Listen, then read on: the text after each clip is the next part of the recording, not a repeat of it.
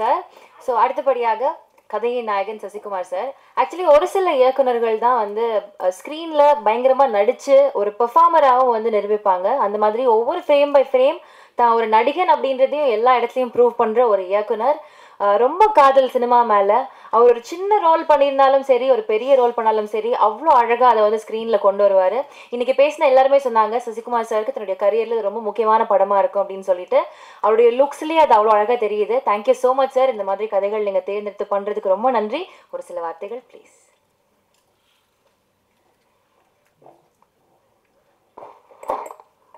எல்லோருக்கும் வணக்கம். முதல்ல சீமானனுக்கு நன்றியை சொல்லணும். எங்களை வாழ்த்த வந்து படம் எவ்வளோ வேலை மத்தியிலும் எங்களுக்காக தம்பிகளுக்காக வந்த உங்களுக்கு நன்றியை தெரிவிச்சுக்கிறேன். நீங்கள் படம் பார்த்து எங்களை வாழ்த்துனது வந்து ரொம்ப மறக்க முடியாத ஒவ்வொரு வார்த்தையும் மறக்க முடியாமல் இருக்குது. அதுக்கு உங்களுக்கு நன்றியை தெரிவிச்சுக்கிறேன். நானும் சரவணனும் அவ்வளோ ரசித்தோம். நீங்கள் சொன்ன வார்த்தைகள் ஒன்றொன்றும் உண்மை. இப்படி நடக்கணும், இப்படி இருக்கணும்னு சொன்ன விஷயங்கள் அதை நீங்கள் மறுபடியும் இதில் சொன்னீங்கன்னா இன்னும் சந்தோஷப்படுவோம் எங்கள்கிட்ட சொன்னதை. அது அப்புறம் வினோத் அவரோட படத்துக்கே வரமாட்டார், ப்ரொமோஷனுக்கு வரமாட்டார், யோசிப்பார். அப்படியே கூப்பிட்டாலும் முகத்தை மூடி மறைச்சிக்கிட்டு பேசவும் மாட்டாப்புல. என்ன ஏண்டா கூப்பிட்டீங்க இதுக்கு அப்படின்னு அவரோட ப்ரொமோஷனுக்கே வரமாட்டார்.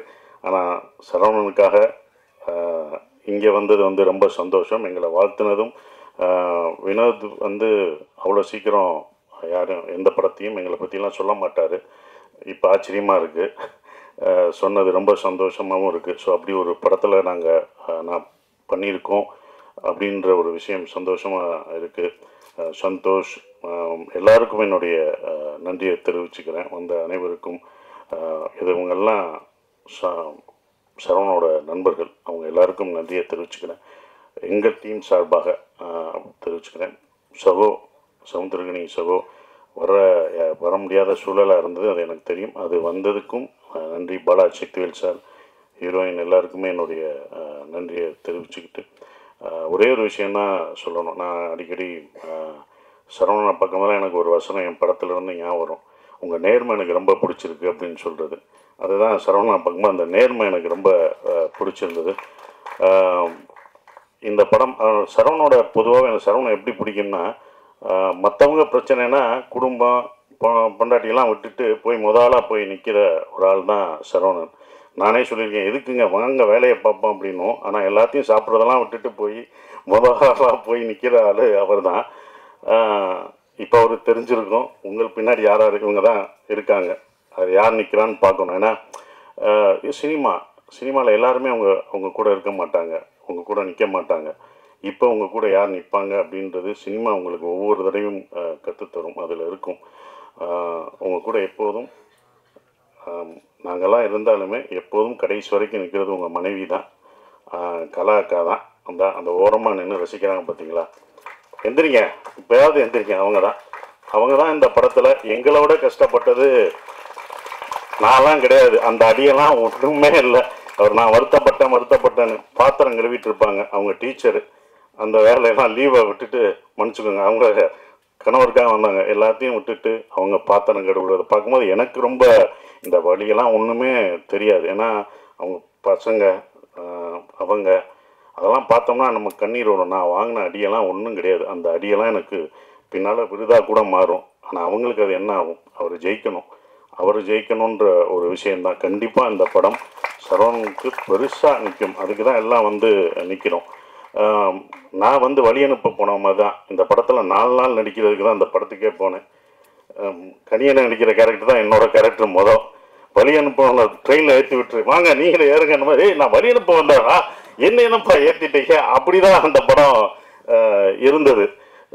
அது வேற ஒரு நடிகர் நடிக்க இருந்தது. நான் தயாரிக்கணும்னு நினச்ச படம் என்னால் இப்போ வரைக்கும் தயாரிக்க முடியலை அப்படின்ற ஒரு விஷயம். பட் அவர் தயாரிக்கிறது எனக்கு சந்தோஷமாக இருக்குது. அங்கே போனோடனே தான் நானே சொன்னேன், சரி நம்மளே ஒரு இழுத்து விட்டோமோ, தயாரிப்பு நம்மளும் வந்துட்டோம், இழுத்து விட்டோமோ அப்படின்னு ஒரு மனசு குற்ற உணர்ச்சி இருந்தது. அப்போ சொன்னேன், சரி நானே பண்ணுறீங்க அப்படின்னு. அவரும் கொஞ்சம் இறங்க பார்த்தாரு.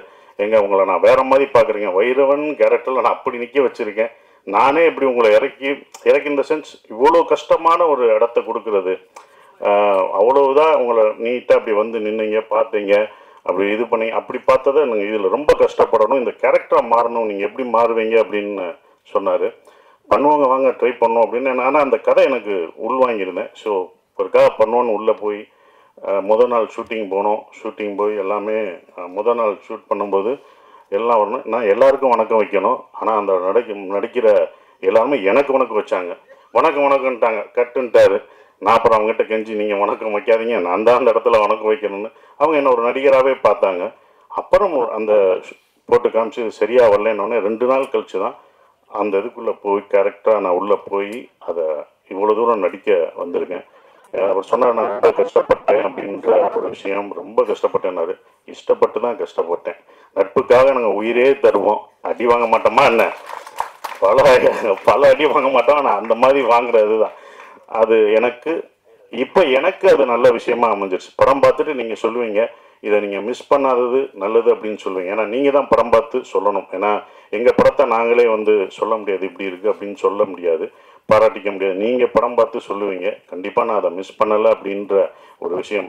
கனியனை சொன்ன மாதிரி அந்த படமே யார் இதுக்கு வேணும் அப்படின்றத எடுத்துக்கிறோம். அப்படி தான் இதை எடுத்துக்கிட்டதா நான் இப்போ நினைக்கிறேன். இவங்கெல்லாம் படம் பார்த்துட்டு சொல்லும் போதும் அதை இருக்கிறேன். ரொம்ப கஷ்டப்பட்டார். என்னென்னா ஒரு ப்ரொடியூசராக இந்த படம் வியாபாரம் பண்ணுறதுக்கு வந்து ரொம்ப அவர் இருக்கும். அவர் ரொம்ப இது பண்ணும்போது தான் எனக்கு ரவி சார் ஞாபகம் வந்தார். நான் நேராக போய் ரவி சார்கிட்ட போய் இது பண்ணுவேன். ரவி சார் எப்படின்னா சாதாரணமான இல்லை, அவர் பண்ணுவார்.